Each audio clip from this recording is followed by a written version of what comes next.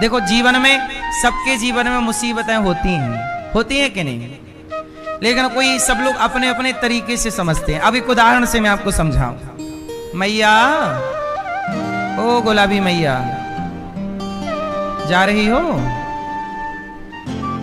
बस कथा शुरू हुई नहीं कि मैया खिसकने लग गई।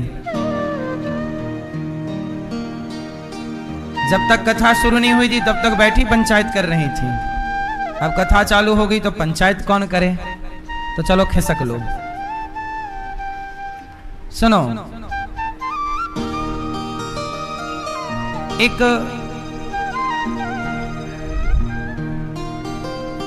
दुकान थी।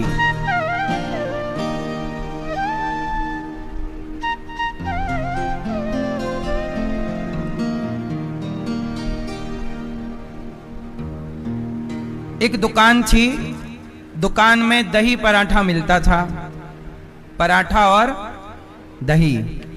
तो एक कवि, लेखक, अच्छे कवि थे, वो गए, भाई साहब जरा दियो एक दही पराठा। देखना, एक ही बात को कितने लोग अपने अपने तरीके से समझते हैं। जो जैसा चश्मा लगाएगा वो वैसा समझेगा। ये कहानी ये समझाएगी, सुनिएगा। एक कवि साहब थे, वो दही पराठा खाने गए दुकान में। भाई साहब दियो दही पराठा दो, चलो। दुकानदार ने पराठा ताजा ताजा बनाया और कटोरी में दही भरा और दिया। और जैसे ही दही दिया कि तभी कौआ आया। और कौआ आया तो कौआ दही में, दही की कटोरी में चोंच डाल दिया और दही खाने लगा। अब दुकानदार ने देखा, रे राम राम, कटोरी भर दही कौए ने खराब कर दिया। तो दुकानदार के पास कोई लकड़ी का डंडा रहा तो फेंका, और फेंका तो संयोग से कौआ उड़ा। और कौआ उड़ा तो वो डंडा जाके कौए में लगा, कौआ निपट गया, कौआ मर गया। और जब कौआ मरा तो अब सुनिएगा आगे क्या हुआ। जब कौआ मरा तो वो कवि साहब बैठे थे। कवि जी ने देखा तो कवि साहब ने चौराहे पर जाकर कोयले से एक लाइन लिख दी। लाइन में क्या लिखा? कवि थे, बहुत जानकार थे, कि तभी उन्होंने लिखा कि काग, लिखा लाइन के काग दही पर जान गवायो। लिखा लाइन काग, काग मतलब काग दही पर जान गवायो। ये लाइन कहां लिख दी? चौराहे पर। कि काग मतलब कौआ, दही, दही मतलब दही खाने आया तो जान गवाया, उसने डंडा मारा, कौआ की राम राम हो गई। तो काग दही पर जान गवायो। अब कवि जी ये लिख करके चले गए कि तभी वहां पर एक सरकारी अफसर आया। और जब सरकारी अफसर आया तो सरकारी अफसर ने वही लाइन पढ़ी। लाइन क्या थी? पढ़ के सुना। काग दही पर जान गवायो। लेकिन जब अधिकारी, सरकारी अधिकारी ने देखा तो वो दिन भर कागज पाथर पे लगे रहते हैं, ये कागज पे साइन करो, ये कागज लाओ, वो कागज। तो वो अधिकारी भी बोला, हे राम, सही लिखा है, कागज ही पर जान गवायो। अब अर्थ उसने क्या समझा? कागज, उसको लगा ये कागज पर ही जान गवायो लिखा है, क्योंकि काग दही, तो काग दही लिखोगे तो दही का दा हटा दो, दा का दा इस तरफ मिला दो, कागज हो जाएगा।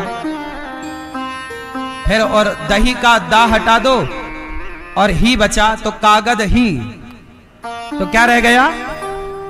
कागज ही पर जान गवायो। तो बोले दिन भर मैं जान गवाता हूं कागजों पर, दिन भर ये कागज, वो कागज, ये कागज। बोला बात तो सही लिखी है कि कागज ही पर जान गवायो। कागज मतलब कागज पर ही जान, दिन भर उसका काम। बोले जल्दी रिटायरमेंट हो जाए तो मैं सुखी हो जाऊं ये सब दिन भर की उथल पुथल से। कि तभी तीसरा आदमी आया और उसका एक लड़की से प्यार था, एक नौजवान छोकरा रहा होगा, वो एक लड़की से प्यार व्यार करता था कि तभी लड़की ने उसे धोखा दे दिया। और जब धोखा दिया तो वो उदास परेशान आया उसी चौराहे पर, तो वहां लिखा था, तो उसने पढ़ा का गदही पर जान गवायो। अब उसने क्या पढ़ लिया? का। अब उसने पहले का हटा लिया, का डैश डैश का गदही, जबकि का गदही है ना, काक दही पर जान गवाए। शुरू पहली लाइन क्या थी? काग दही पर, फिर क्या लाइन हो गई? कागद ही पर जान गवायो। फिर लड़का, इसकी प्रेमिका ने धोखा दिया तो उसने पढ़ा कि का गदही पर मैंने जान गवायो। क्या गदही पर मरता रहा मैं, गदही पर तो गदही थी, का गदही। क्या आया पढ़ने में? लिखा वही है, लिखा जोर से, लिखा लिखा वही है जिसके दिमाग में कागज कागज चल रहा था, तो कागदही को वो कागज पढ़ रहा है। और जिसके दिमाग में लड़की का ठुकराना ठुकराना धोखा धोखा चल रहा, तो कागदही पर। मतलब ये हुआ कि लिखा वही है, सब अपने अपने दृष्टिकोण से देख रहे हैं। इसी तरह संसार में सत्य एक ही है कि परमात्मा सब जगह है। भागवत सुनोगे तो ये ज्ञान प्रॉपर होगा।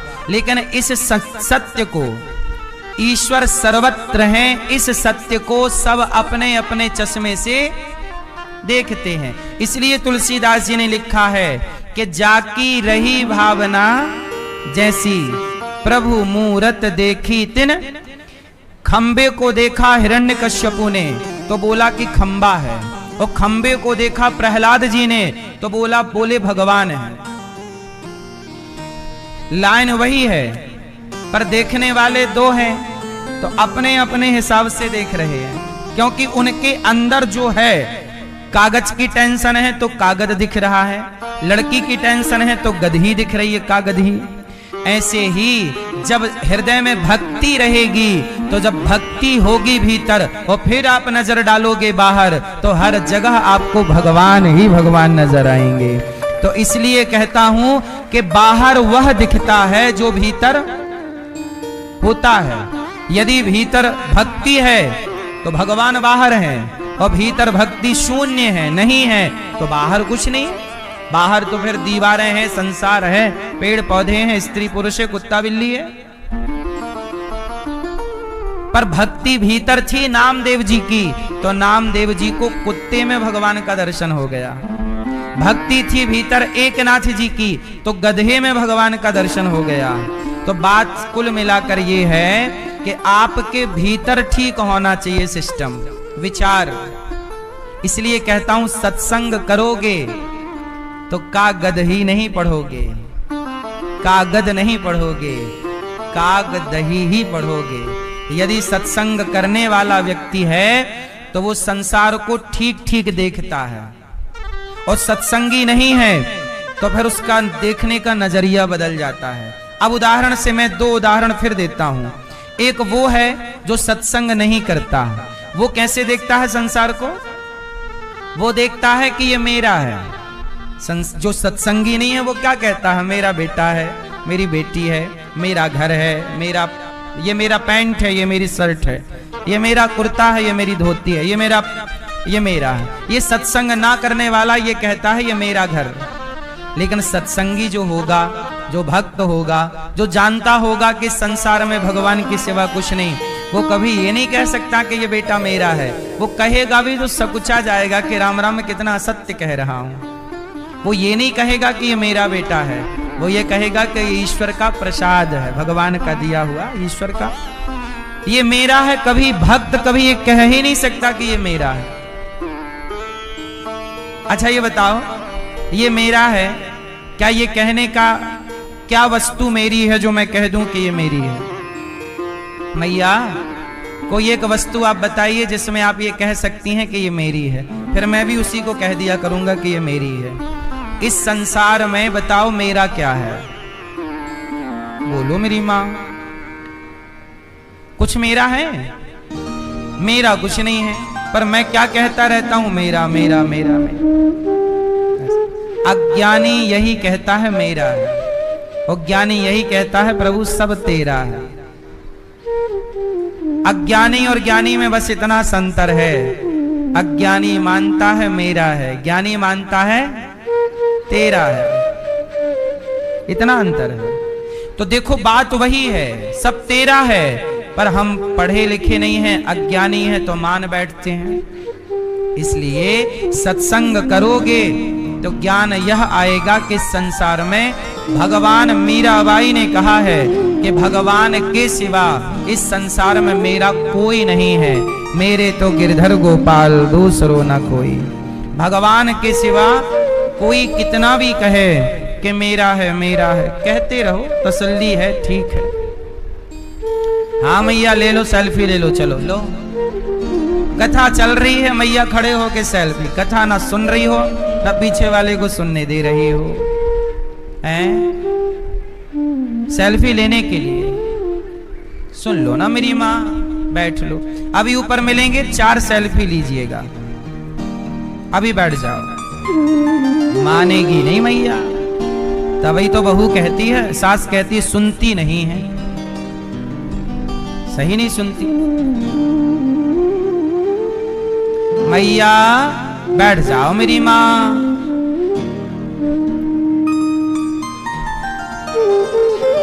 हाँ, सच्चिदानंद रूपाय विश्वोत्पत्त्यादि हेतवे तापत्रय विनाशाय श्री कृष्णाय वयं नुमः।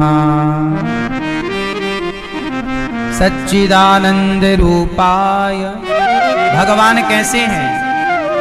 सच्चिदानंद। विश्व की उत्पत्ति पालन संहार में भगवान दिन भर लगे रहते हैं। ऐसे भगवान को हम नमस्कार करते हैं जो हमारे दुख क्लेशों को दूर करते हैं। यम प्रव्रजन्तमनुपेतमपेत कृत्यम द्वैपायनो विरह कातरया जुहाव पुत्रेति तन्मयतया तरवो विनेदुस् तम सर्वभूत हृदयम मुनिमानतोष। सुखदेव भगवान प्रकट हुए और जन्म लेते ही, प्रकट होते ही चल पड़े सन्यास के लिए। ऐसे सुखदेव जी को हम बारंबार नमस्कार करते हैं। 88,000 संत बैठे हैं नैमिषारण्य क्षेत्र में, और सूत जी आए तो सबने सूत जी का स्वागत किया। शौनक आदि ऋषियों ने कहा सूत जी हमें कथा सुनाइए। कौन सी कथा सुनाऊं? कृष्ण प्राप्ति करम, ऐसी कथा सुनाइए जिससे कृष्ण की प्राप्ति हो जाए। अच्छा मैया, भगवान की प्राप्ति करना हो, अच्छा आप में से कितने लोगों को भगवान चाहिए? भगवान चाहिए, भगवान। आपको नहीं चाहिए?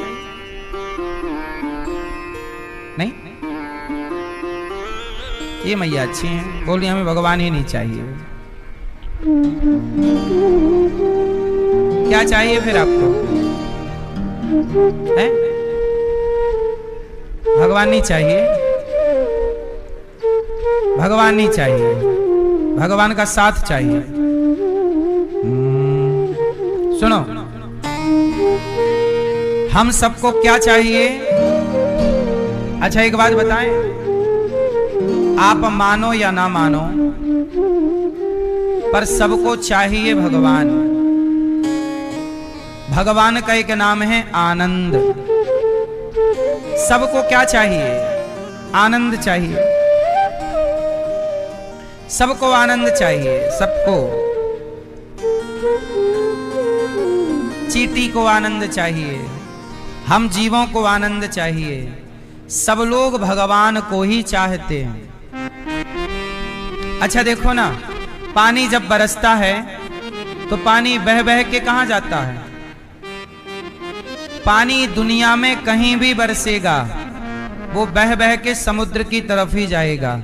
आपके घर से बहेगा नाली नाले में जाएगा, वो फिर जाएगी नदी में, नदी जाएगी बड़ी नदी में, बड़ी नदी जाएगी समुद्र में। धरती में कहीं भी पानी बरसे वो पानी कहां तक पहुंच जाता है? समुद्र तक। ऐसे ही अच्छा देखो, जब अच्छा हर चीज ऊपर से नीचे गिरती है, नहीं गिरती? आप गुरुत्वाकर्षण पढ़े हो? कोई भी चीज ऊपर फेंको नीचे, क्यों? क्योंकि धरती में क्या है? अच्छा ये बताओ, हर चीज ऊपर से नीचे गिरती है, पर एक चीज है जो नीचे से ऊपर जाती है। भैया बताएंगे, हमारे चुप रहेंगे सब, ये भैया बताएंगे वो कौन सी चीज है जो नीचे से ऊपर जाती है? क्या? मक्खी उड़ के?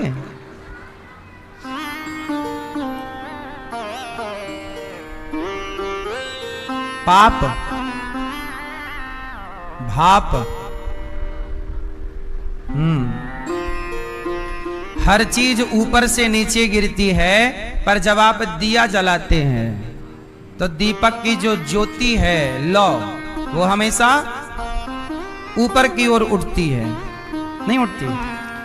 यदि धरती पर गुरुत्वाकर्षण सिद्धांत है और पढ़ाया भी यही जाता है, तो फिर जब सब चीज खींचने की ताकत नीचे की है, तो आग की ज्योति ऊपर क्यों जाती है? उसे भी नीचे की तरफ। आप बीच में जलाओ आग ऐसी ऊपर करके, तो उसे नीचे जाना चाहिए, नीचे स्पेस है, जगह है, नहीं। कहीं भी जलेगी वो ऊपर की ओर ही रहेगी। पानी कहीं भी गिरेगा वो नीचे की तरफ जाएगा, समुद्र की तरफ। आग कहीं भी जलेगी वो, इसलिए आग से निकला धुआं भी ऊपर जाता है। हाँ या ना? हर चीज नीचे से ऊपर से नीचे, पर एक चीज नीचे से ऊपर क्यों? इसका कारण यह है कि पानी समुद्र का अंश है।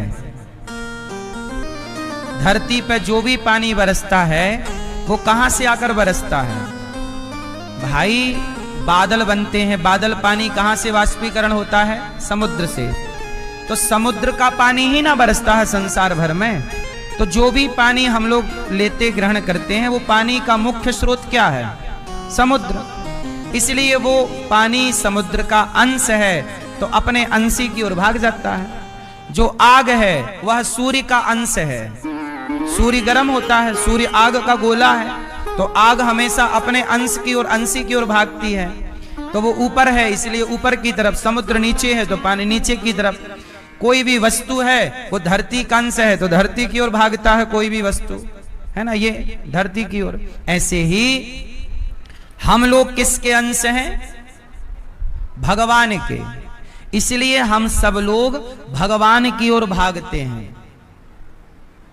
हम लोग किसकी ओर भागते हैं? जैसे नदी का पानी दौड़ता रहता है किसकी ओर? समुद्र की ओर। ऐसे ही हर प्राणी भगवान की ओर दौड़ता है। यदि आप भगवान के विपरीत दौड़ेंगे तो आप परेशान। आज लोग परेशान क्यों हैं? क्योंकि ये भगवान की ओर दौड़ ही नहीं रहे हैं। भाई धारा से बहोगे, धार जो जहां जाना हो वहीं ना जाओगे। तो आप यदि विपरीत चलोगे तो कष्ट पाओगे, और सीधा भगवान की ओर चलोगे और भगवान की ओर चलते हुए अपने कर्तव्य फर्ज पूरे करोगे तो सुखमय जीवन व्यतीत करते हुए अपने उचित गंतव्य को पालोगे। तो भगवान को चाहते सब हैं, जाना सबको वही है। इसलिए कहता हूं सुखी सुखी जाना है, तो भगवान को भूल कर नहीं, भगवान को याद रखकर आगे चलो। ठीक है? भगवान को साथ लेकर के चलो। आपके अंदर भी भगवान है और आपके बाहर भी भगवान है। भगवान के बिना कोई रह नहीं सकता। आप रह सकते हैं भगवान के बिना? क्यों भाई, आप भगवान के बिना रह सकते हो? नहीं? कैसे कैसे नहीं रह सकते भगवान के बिना? जरा उदाहरण से बताओ भाई। आपके अंदर भगवान है कि नहीं है? आपके अंदर जो आत्मा है वो भगवान का अंश है। यदि वो निकल गई तो आप डिब्बा हैं, नहीं है। ना तो आंख काम करेगी, ना तो मुंह। तो आपके अंदर आप कहाँ हैं? आपके अंदर आप अपने आप को खोज कर बताइए कि आप कहाँ हैं। आपके अंदर भगवान हैं, इसलिए भगवान के बिना किसी का गुजारा नहीं है। तो एक कहावत तो सुनी होगी कि पानी में रह के मगर से बैर नहीं कर सकते। कहां रह के किससे बैर नहीं कर सकते? जोर से। पानी में रह के मैया पानी में रह के मगर से बैर नहीं करता। नहीं, ऐसे संसार में रहकर भगवान से बैर मत करो। भगवान के बिना तुम्हारा एक सांस नहीं चलेगी। भगवान निकल जाए, भीतर से आत्मा निकल जाए, खड़े खड़े गिर जाओगे, लोग ले जाके जला देंगे। तो भगवान, ये संसार भगवान का है और ये भगवान तुम्हारे भीतर बैठे हैं, उनके बिना तुम्हारा गुजारा नहीं हो सकता।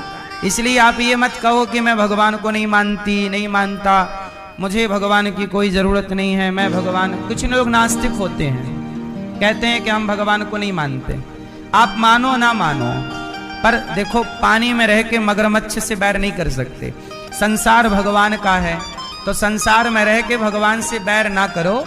बैर करने से आपका नुकसान होगा। क्या करो? रावण ने बैर किया राम से, रावण ने बैर किया राम से, और विभीषण ने दोस्ती कर ली राम से। तो बैर किया रावण ने तो सर्वनाश हो गया, और दोस्ती की तो विभीषण को लंका का राजा बना दिया, अमरत्व दे दिया। तो बैर करके क्या पाया रावण ने?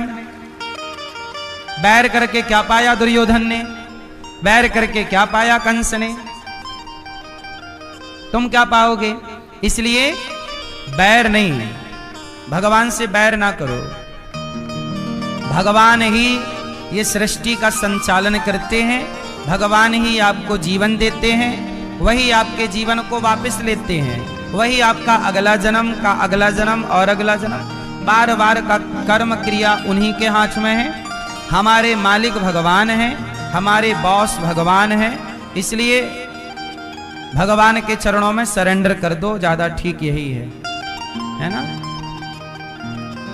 भगवान के आश्रित रहोगे, सुखी रहोगे। वरना भगवान, फिर देखो रावण जैसों की लंका जल गई। रावण ने बैर किया तो था, क्या पा लिया? कंस ने बैर कर तो लिया था, क्या पा लिया? दुर्योधन ने बैर किया तो था, क्या पा लिया? भगवान प्रेम के लिए हैं, बैर के लिए नहीं। भगवान से प्रेम करो। श्री सूत जी महाराज कहते हैं, देवताओं को भी दुर्लभ कथा हम आपको सुनाने जा रहे हैं, ध्यान से सुनो। एक बार देवता लोग सुखदेव जी के पास आए, कहा कि हमें कथा सुनाइए। सुखदेव जी बोले, देवताओं ऐसा है, आप लोग कथा सुनने के अधिकारी नहीं हैं। अच्छा, देवता लोग ना कथा, देवताओं को भी कथा नहीं सुनाते सुखदेव जी। बोले आप लोग अधिकारी नहीं हैं। क्यों? अच्छा, देवता लोग अधिकारी नहीं होते कथा सुनने के, क्यों? मैया, देवता किसके अधिकारी नहीं हैं? कथा सुनने के। क्यों? क्योंकि देवताओं में दोष ज्यादा है। क्या दोष हैं देवताओं में? अब देवताओं के राजा देख लो, इंद्र का दोष, दूसरे की पत्नी पे उनकी नजर थी, अहिल्या पर। ये कौन है? देवता। इसलिए सनातन में देवताओं की पूजा नहीं होती। किसकी पूजा नहीं होती? इसलिए इंद्र की पूजा नहीं होती, जबकि इंद्र देवताओं के राजा हैं, इंद्र देवताओं के, पर उनकी पूजा नहीं होती। क्यों नहीं होती? क्योंकि वह देवता होने पर भी वह मनुष्यों से भी गिरा हुआ व्यवहार करते हैं। मतलब मनुष्य भी, जो ठीक ठाक मनुष्य हैं, वो भी ऐसा व्यवहार नहीं करते जो देवताओं के राजा करते हैं। इसलिए देवताओं की पूजा नहीं होती। पूजा किसकी होती है? भगवान की। देवता में और भगवान में अंतर आपको कई बार बताए होंगे, आपको पता है कि भूल गए? देवताओं में और भगवान में अंतर है। क्या अंतर है? देवता 33 करोड़ हैं, 33 कोटि, चाहे करोड़ अर्थ लगाओ चाहे प्रकार अर्थ लगाओ। देवता बहुत हो। देवता क्या है? सृष्टि के व्यवस्थापक। जैसे प्रधानमंत्री एक हैं, पर प्रधानमंत्री भले एक हैं, पर भारत में कार्यकर्ता IAS IPS है ना, ये बहुत है। सरकारी सर्वेंट, सरकारी कार्यकर्ता, सरकारी अफसर बहुत होते हैं। अच्छा, सरकारी अफसर क्यों हैं? क्योंकि वही देश की व्यवस्था को चलाएंगे, बनाएंगे। हर जगह तो प्रधानमंत्री की नजर नहीं होगी, परंतु ऐसे ही देवताओं का विभाग है। ये काम आपका, ये काम इस देवता का, ये काम इस देवता का। लेकिन यहाँ क्या है? सब काम को प्रधानमंत्री जी देख नहीं सकते, पर भगवान सर्वशक्तिमान होने के कारण वो सबके काम को देख सकते हैं कि किसके साथ क्या काम चल रहा है।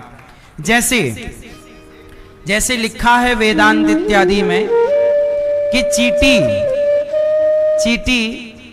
जब चींटी चलती है, चींटी जब चलती है तो आपने देखा होगा, चींटी चलती है, आगे चींटी किस तरफ जाके मुड़ेगी? आपको पता है कि ये चींटी जा रही है तो ये आगे जाके कहां, इस तरफ जाएगी, लेफ्ट जाएगी, राइट, पता है। लेकिन लिखा है कि भगवान को ये भी पता है कि ये वाली चींटी अब जा रही है तो आगे मुड़ेगी किस तरफ, ये भगवान को पता है। मतलब चींटियां कितनी हैं? क्या आप में से कोई गिन सकता है कि धरती पे चींटियां कितनी हैं?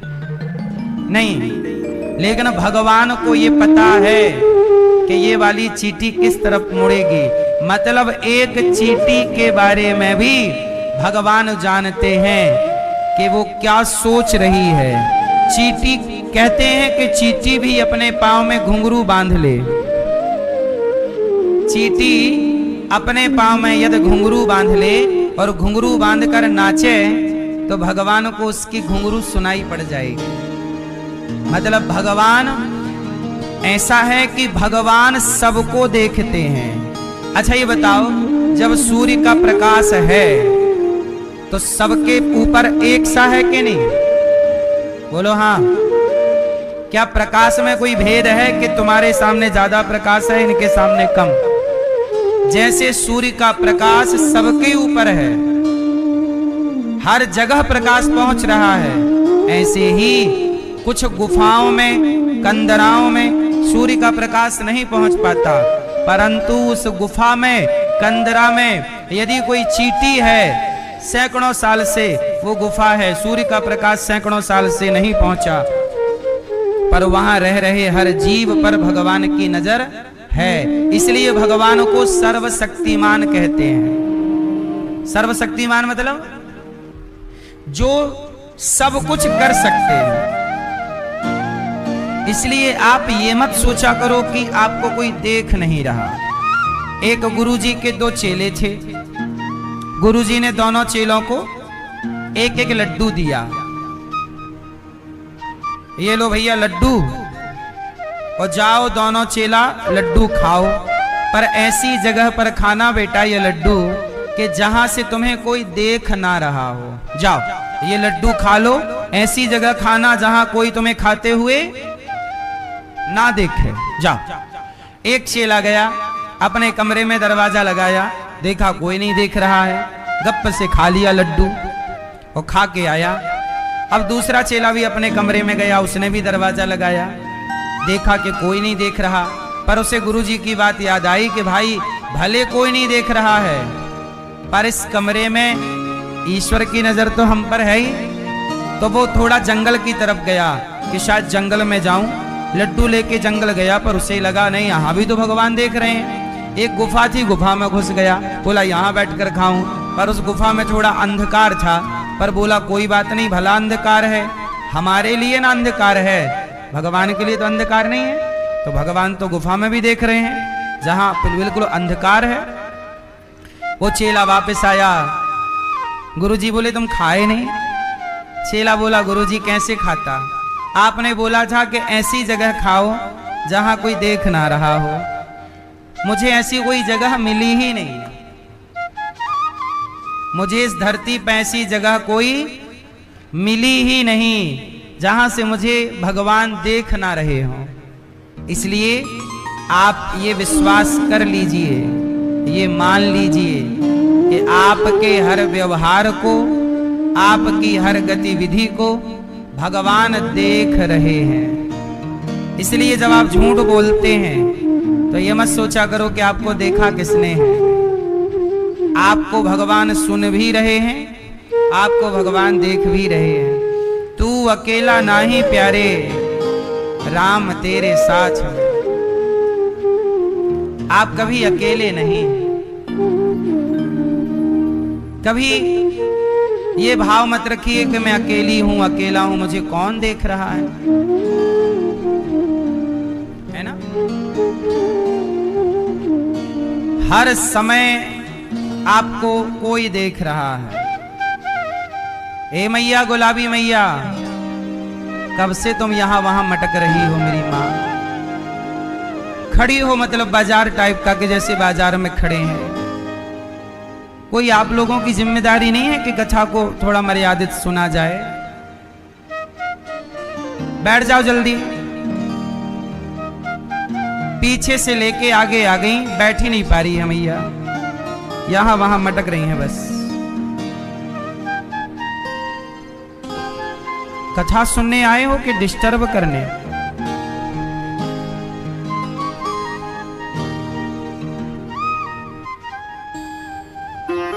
अब ये मैया ऐसे मटक रही थी, इन्हें लग रहा था हमें कोई देख नहीं रहा है ना? पर आप यदि कथा सुन रहे हैं और आपके कारण आपके बगल वाला कथा सुनने वाला श्रोता डिस्टर्ब हो रहा है, तो आपने किसी को कथा से डिस्टर्ब किया, ये भी तो आपका एक अपराध है। पर अब ये मैयाओं को कौन समझाए? इसलिए कहता हूं, सुखदेव जी के पास देवता आए तो सुखदेव जी ने कहा कि हम तुम्हें भागवत नहीं सुनाएंगे, क्योंकि तुम भागवत सुनने के अधिकारी। सोचो, ये कथा जो आप सुन रहे हैं, ये कथा सुनने के अधिकारी सब लोग नहीं हैं। जिनके हृदय में प्रेम है, जिनके हृदय में जिज्ञासा है, भक्ति है, वो तो सुने। अब ये जो लोग बीच में घुस के खड़े हैं, मोबाइल चला रहे हैं, कथा चल रही है, मोबाइल चला रहे हैं, खड़े होके फोटो, ये लोग इस कथा के अधिकारी हैं? है नहीं। इसलिए सुखदेव जी ने देवताओं को कथा नहीं सुनाई कि आप इस कथा के अधिकारी। क्यों? क्योंकि आपके अंदर कृष्ण के लिए कोई प्रेम तो है नहीं। जब प्रेम है ही नहीं तो कथा प्रेमी को सुनाई जाए? जो प्रेमी है नहीं वो सुनेगा क्या? वो खुद भी नहीं सुनेगा, बगल वाले को भी नहीं सुनने देगा। इसलिए शास्त्रों में ये निर्णय लिया जाता है। इसलिए ना गुरु द्रोणाचार्य ने एकलव्य को पढ़ने आया तो एकलव्य को पढ़ाने से मना कर दिया कि हम तुम्हें नहीं पढ़ाएंगे। फिर उसने चोरी से पढ़ लिया। अब कोई चोरी से कथा सुन भी ले। अब जैसे एकलव्य ने पढ़ लिया, वो बहुत बड़ा वो धनुर्धर बन गया। तब गुरु द्रोणाचार्य ने पूछा कि एकलव्य ये बताओ कि तुमको युद्ध करने का मौका मिलेगा तो किससे युद्ध करोगे? तो एकलव्य बोला कि अर्जुन से करूंगा। किससे करूंगा? क्योंकि जब अर्जुन से करूंगा और अर्जुन को पराजित करूंगा तब ना जाके मैं श्रेष्ठ धनुर्धर कहलाऊंगा। तब गुरु द्रोणाचार्य बोले कि ये अपनी विद्या का केवल दुरुपयोग करेगा। ये जाके हाथ मिलाएगा दुर्योधन से, और दुर्योधन के साथ यदि ऐसे लोग आ जाएंगे तो दुर्योधन की शक्ति बढ़ जाएगी, क्योंकि वो तो भरी सभा में कपड़े उतारने वाला है नारियों के, द्रौपदी के। तब द्रोणाचार्य जी ने कहा कि भाई ये भविष्य में खतरा हो जाएगा, इसलिए कहा कि ऐसा करो कि तुम अंगूठा दे दो दक्षिणा में, चलो लाओ। गुरु द्रोणाचार्य ने किया गलत, एकलव्य से अंगूठा मांग लिया, ये तो गलत था। परंतु गुरु द्रोणाचार्य करते क्या? गलत व्यक्ति को विद्या मिल जाएगी तो वो उसका दुरुपयोग करेगा। इसलिए गुरु द्रोणाचार्य ने अंगूठा मांगा, पर गुरु का ये काम नहीं है कि तुम शिष्य का अंगूठा मांग लो। इसलिए गुरु द्रोणाचार्य का सिर काट लिया गया। महाभारत में सिर कटा, तुमने अंगूठा कटवाया तो तुम्हारा सिर कटेगा, तो यह हिसाब बराबर हो गया। लेकिन गुरु द्रोणाचार्य ने क्यों मांगा? उसका कारण यह था कि विद्या का मिसयूज ना हो, दुरुपयोग ना हो।